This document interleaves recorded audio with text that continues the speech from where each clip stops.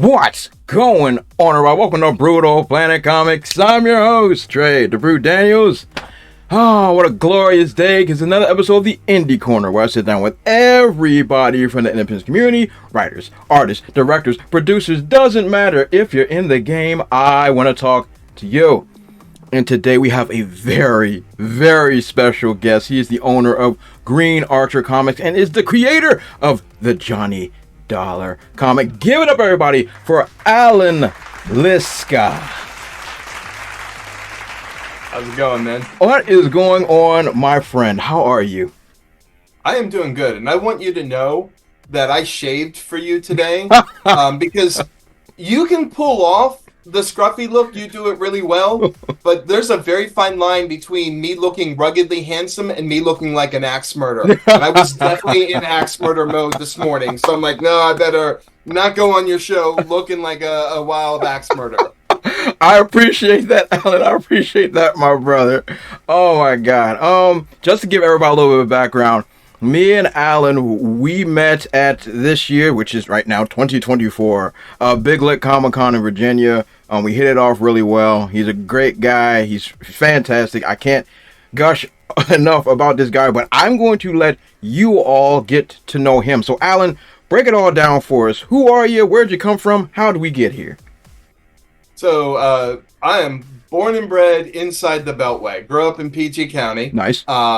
And I have been doing cybersecurity for most of my adult life, which I'm not going to tell you how long that is. Just trust me, it's long. But I've been a comic book nerd my whole life. You know, I was thinking about this. You and I had been talking at Big Lick, and we've talked a few times since then. And I was thinking about this. My first experience with comics was my mom took me and my cousin to Laurel Mall, and they were doing a Hulk comic giveaway, and they had this guy in a plastic Hulk suit, and he must have been dying now that I think about it, because there was no breathing in there.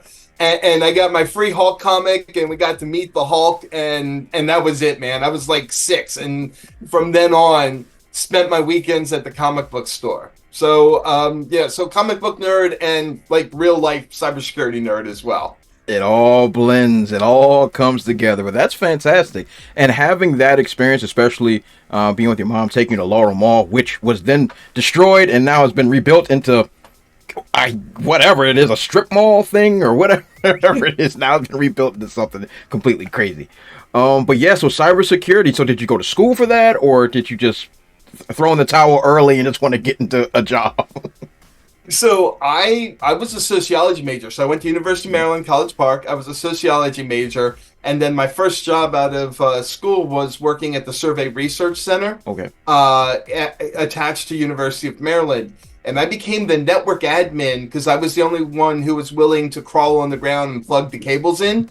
And so that was my training, was and again, I'm dating myself here, on a token ring network, being able to manage and configure that. And then I went from there. I worked for a company called Unet Technologies, which was an ISP, and I worked with routers and switches. I moved over to our data center division. We got acquired by a company called WorldCom. Okay. And I don't know if you remember this, but WorldCom at the time committed what was then the world's largest corporate malfeasance, and like in the history of ever. Now it looks quaint after Enron and everything else. Yeah. And so I got laid off with 23,000 of my closest friends, and a buddy of mine who knew that I'd been doing some security stuff had said, "Hey, I got a job opening as a security analyst," and this was in 2001 when there were no IT jobs anywhere. And I'm like, yeah, I'll take it, man. Whatever you got. And, since then, I've been a security person. Nice. That's a heck of a thing. I also had an IT background. I was a hardware consultant for many years. And that had its ups and downs, but it's just so over the top sometimes. But, but IT's everything now. IT's everything. So exactly, you're still in the network security game to this day. So how in the world did you transition from network security to getting into the comic book industry? Well, so I wrote a comic book about a ransomware investigator. So it's not that big of a jump. But the reason is, so again, you and I are from DC. Our local NPR station, WAMU, for like yes. 50 years has done what's called the big radio broadcast every Sunday night. And that is where they play all the old-time radio shows. Yep.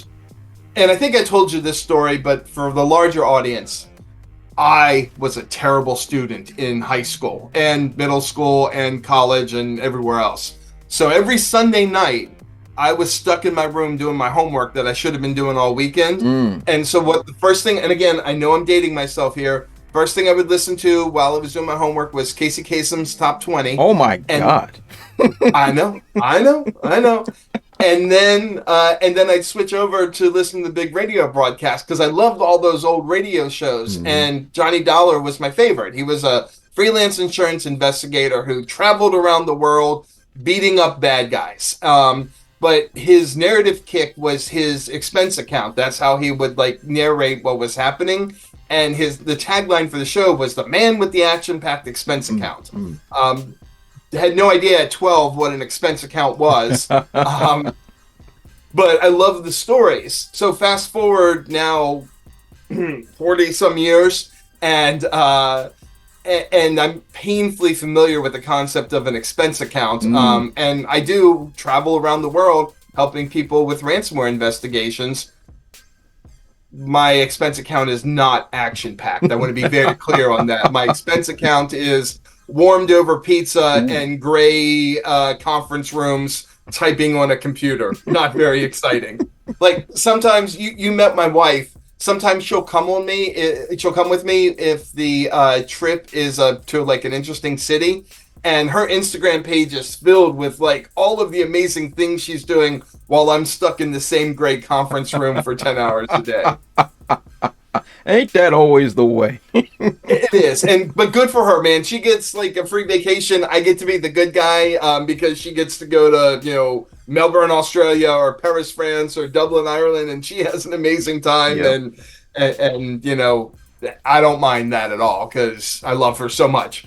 But it turns out that a lot of other people in my field like Johnny Dollar because we spend a lot of time on an airplane, and it's basically comfort food, right? So you can kind of sit while you're working on a report, the way like a lot of people have with The Office, where it's background noise, but you've heard every episode so much, it just becomes comfort food. And they would listen to these and other old-time radio programs while you're on a plane for 8 hours working on a report or whatever.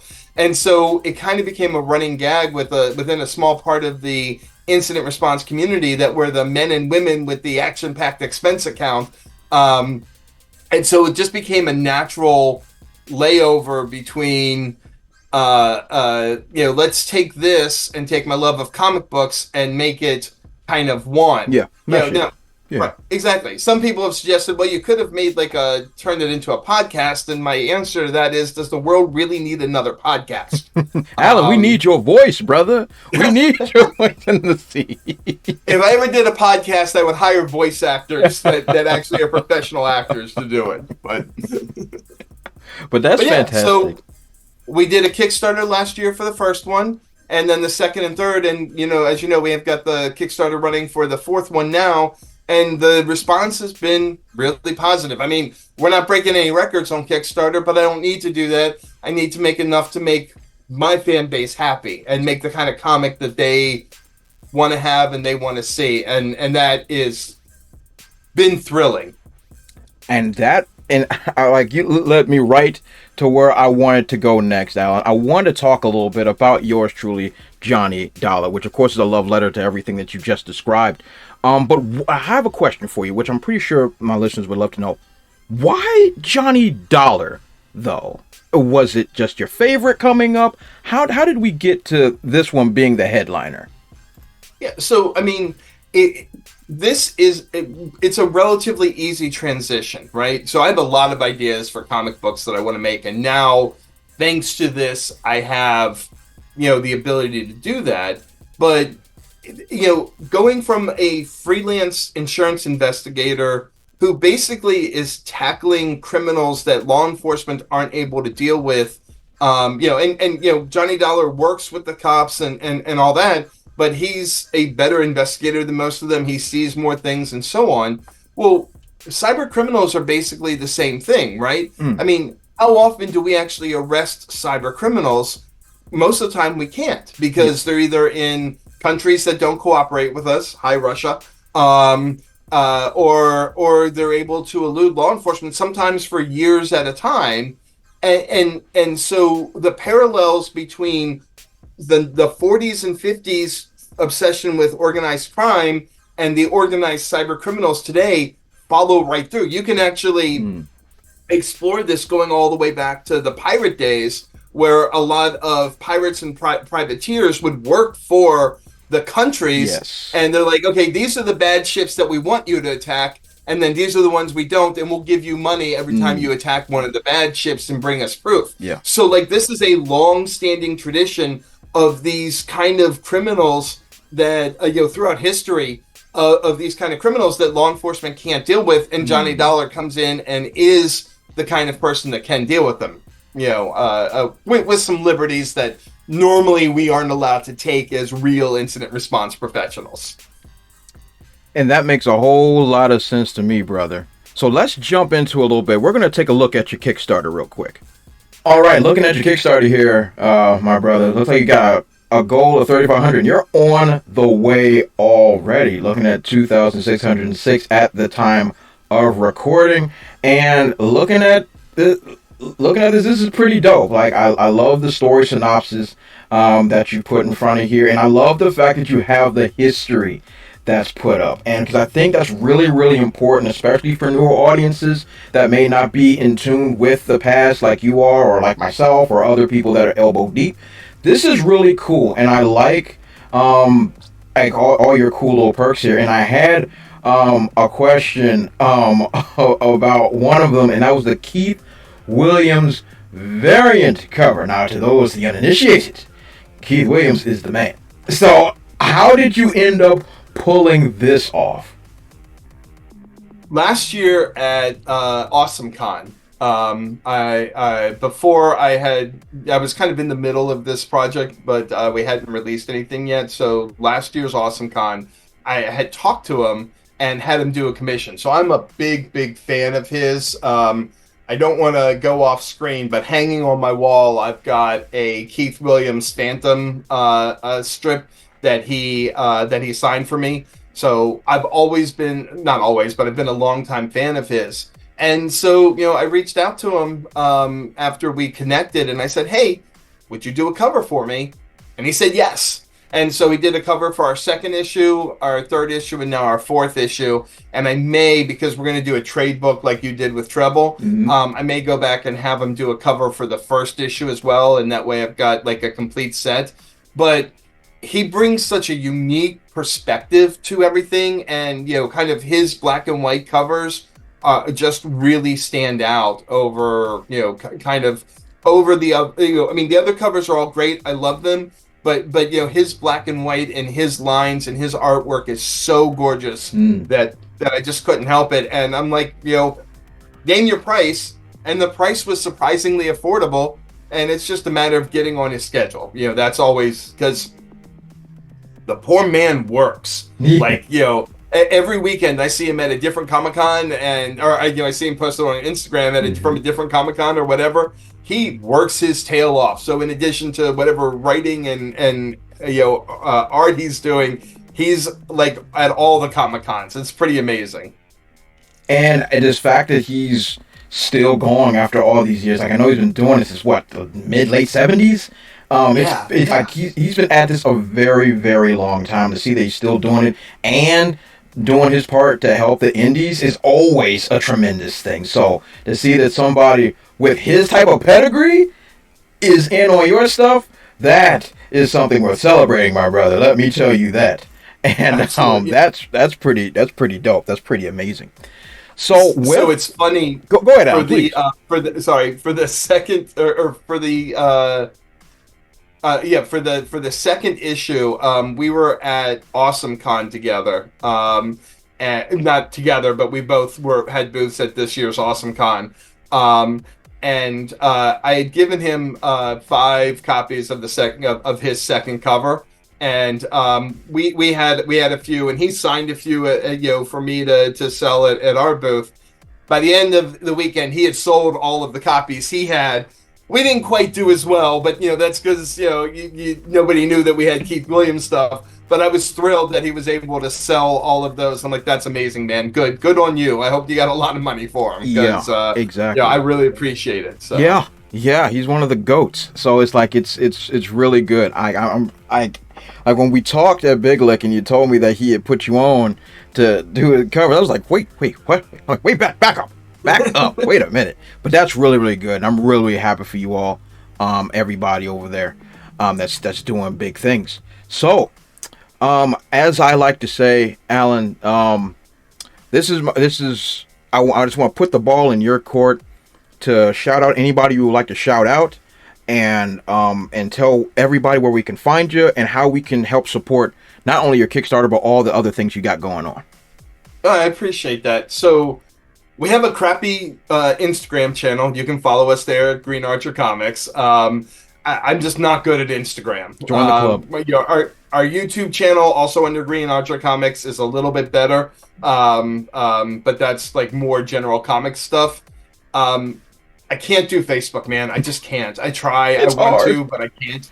Allan, social media is hard, bro. It's hard. It is.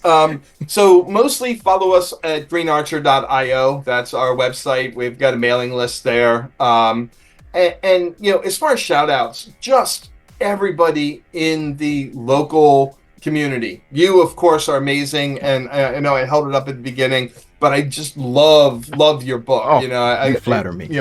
Obviously picked it up at Big Lick, read it that weekend.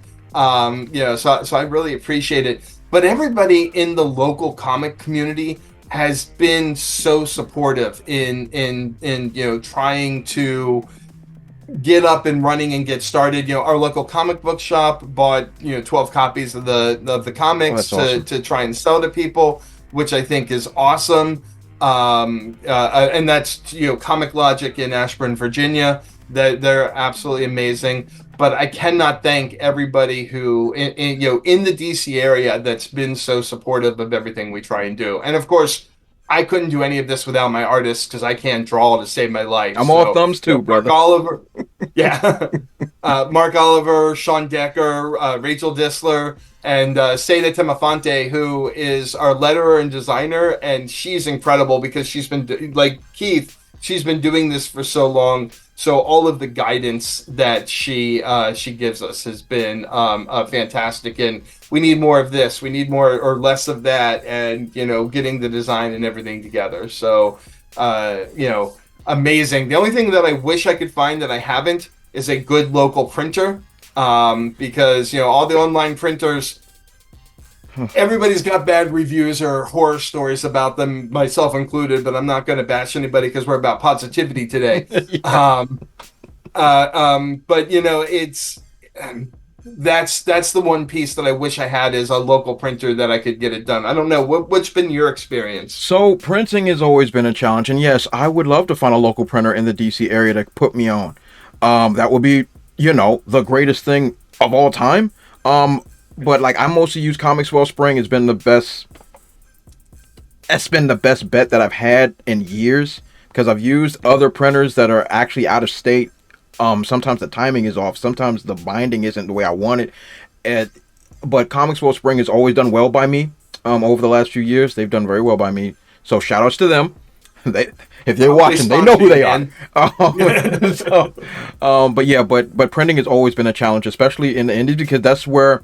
Outside of art, that's the majority of my costs. The overwhelming majority of my costs is coming into the printing. Especially, Allan, your time will come. Your time will come when you're doing the trade paperbacks, and you're gonna see that price tag from the trade paperbacks. You're gonna be like, oh my sweet Jesus, what am I gonna do with this? But Comics Wellspring has been good to me. But I would love to have a local printer without question. That'd been great. Yeah. Well, and and the funny thing is, so I know that you're going to find this hard to believe, but I don't live in a 27-bedroom mansion. Unlike you.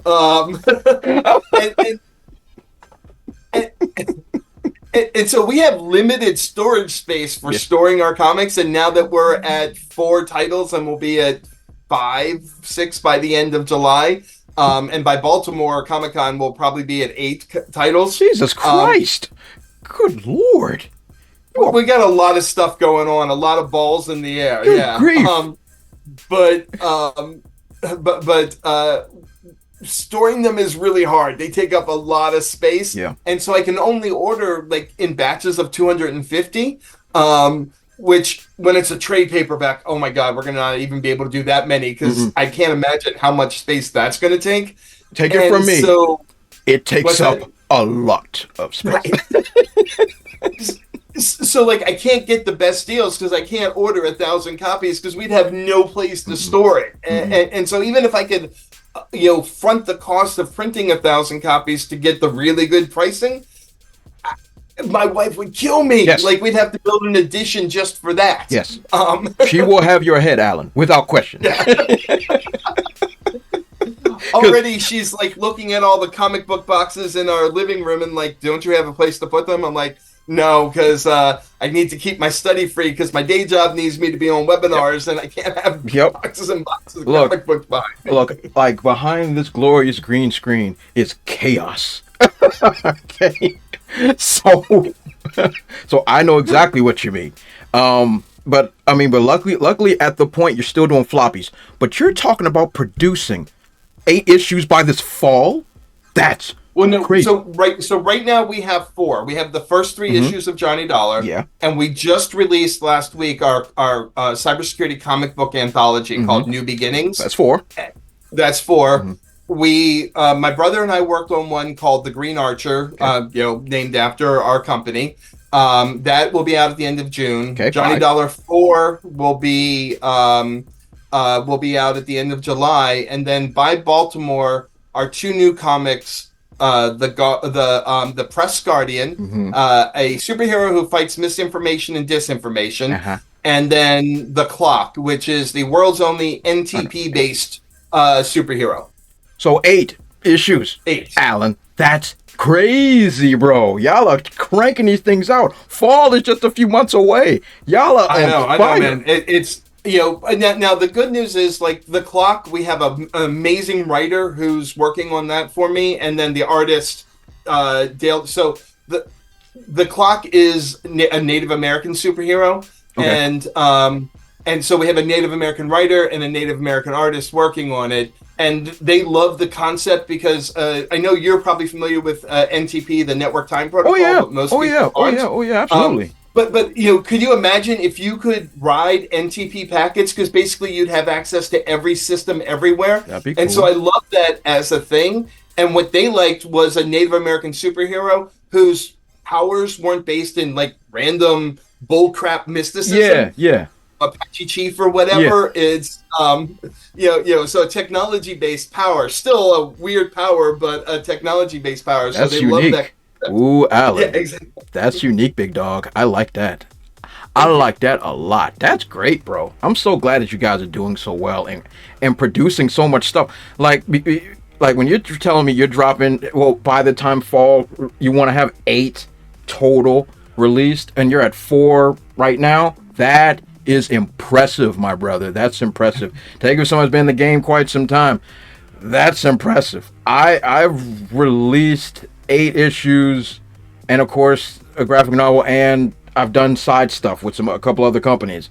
And I'm telling you, that is a deep undertaking, and you guys are just knocking it out of the park. I could not be more impressed. I could not be happier for all the stuff that you're accomplishing right now. I know you're gonna kill it in Baltimore. Baltimore's a great con to go to too. I know you're gonna freaking kill it there. Baltimore is one of my favorite cons. Now, as a Steelers fan, not a fan of the city, but Baltimore has always been close to my heart. Like my son and I have gone there every year since he was 5. Oh wow! I indoctrinated him early into the comic book culture. Good. So to actually have a table there is amazing. And because I do all the traveling all the time, his hotel room and my wife's and my hotel room are all paid for with points. So we might actually make money at Baltimore this year. Ooh, I love when you end up in the black. That's always a good feeling. That's always great. But that's so great. But Allan, from the bottom of my cold, dark heart, I want to thank you so much for coming on the show and sharing your great story, your great vision, all the great work that you guys are doing. You guys are fan-freaking-tastic. Everybody, check out everything that Allan's got going on. I'm gonna leave it in the description section below, including his Kickstarter. Definitely, let's help them reach this goal. They're doing a whole lot of great things. Look at all the stuff they're talking about producing. This stuff ain't cheap, baby. So yeah, definitely help them out. Support it. It's gonna be fantastic. And Allan, thank you so much for coming. Man, thank you for all you do for the local community and just for being an amazing person. I am so blessed to know you and look forward to building our friendship, man. Oh, absolutely, absolutely. So everybody, that's Allan. Definitely check him out and all the great stuff he's got going on. And who am I? Who am I? Who am I? I'm Dre, the Brute Daniels. Follow me on all my dope social media platforms. I'm putting right under my face. They're not there yet, but they will be. At TheBrute00 on Facebook, Twitter, Instagram. I love being silly on TikTok. And of course, we're in the Indie Corner. Check out Trouble, The Rhythm Within. I will also leave a link to that graphic, I can't even speak English anymore, graphic novel in the description section below. It has been a label of love. It is my heart. Definitely check that out. But as always, you guys have been fan-freaking-tastic. This has been the Indie Corner. I'll catch you all next time.